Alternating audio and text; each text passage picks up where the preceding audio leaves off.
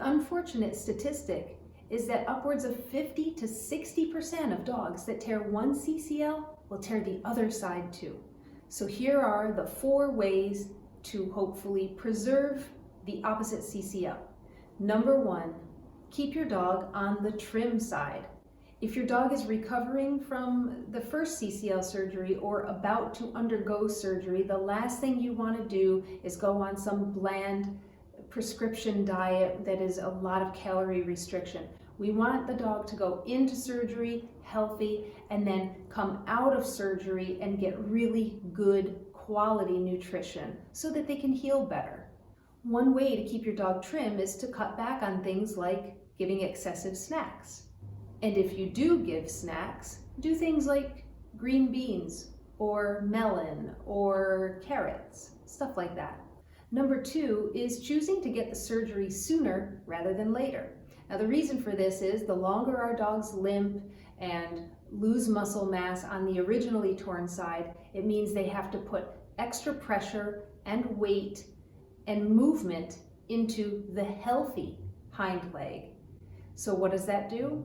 It wears down that CCL. So what we see is that the longer a dog limps on the originally torn side, the more likely that opposite side is to go.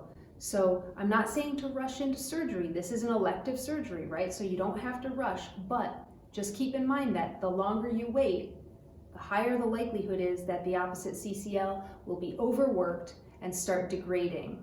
Number 3, if you consider what we just talked about, okay, you have one side that is a torn CCL and they haven't had surgery and they're putting extra weight on the healthy side.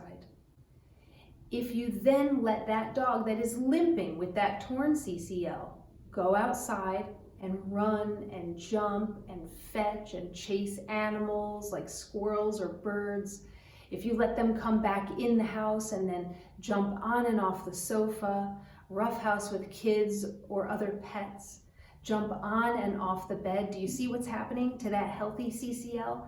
It is getting used and abused to the point where it is more likely to tear. So it is so difficult, and I know this. If you are going to choose conservative management and you're not going to move right into surgery, that's okay.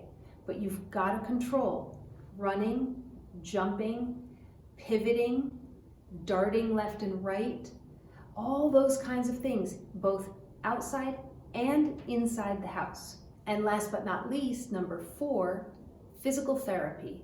You can do this at a facility. If you do pay for physical therapy, you'll have lots more modalities than you would have if you did it at home. So a physical therapy facility has things like a hydrotherapy tank, cold laser treatment, massage, acupuncture, chiropractic, and then a trained canine physiotherapist. So there you have a really well-balanced kind of program.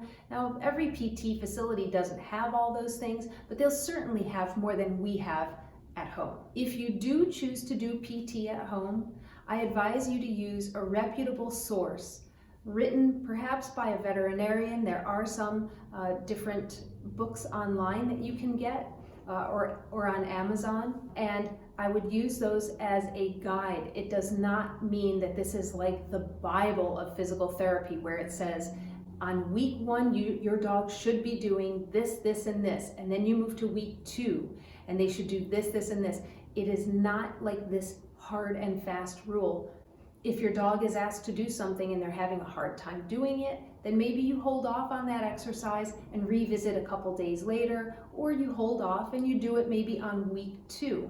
All right, so those are the top 4 ways of preventing the opposite CCL from being overworked, overstressed, and then tearing.